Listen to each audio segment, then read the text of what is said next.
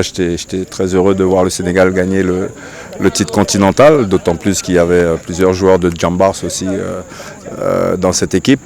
Et puis surtout parce que je pense que ça conclut un parcours d'une vingtaine d'années en fait, où la formation a commencé au Sénégal et Jambars a commencé, d'autres sont arrivés et au fur et à mesure ces garçons se retrouvent en équipe nationale. Donc voilà, tout ça n'est pas le fruit du hasard. Et c'est une consécration et c'est une bonne chose. C'est un nouveau point de départ pour aller plus loin, pour aller peut-être gagner une Coupe du Monde un jour. Effectivement, le continent en a besoin. Aucune équipe africaine n'a jamais gagné la Coupe du Monde.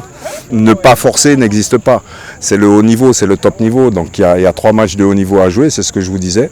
Il y a d'abord il y a 3 matchs de poule, donc un mini championnat pour pouvoir sortir et se qualifier.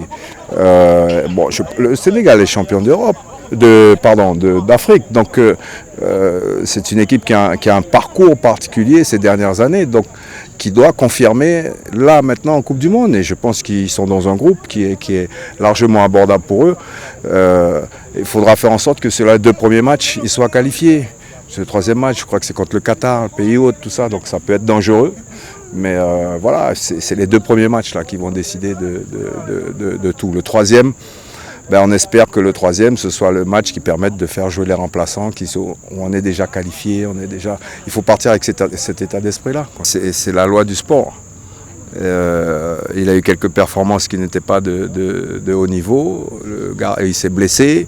Il y a un autre gardien qui est au haut niveau et qui joue bien. Donc c'est logique, c'est une logique. C'est malheureux pour lui, mais c'est pas seulement à lui que ça arrive. Je suis bien placé pour le savoir.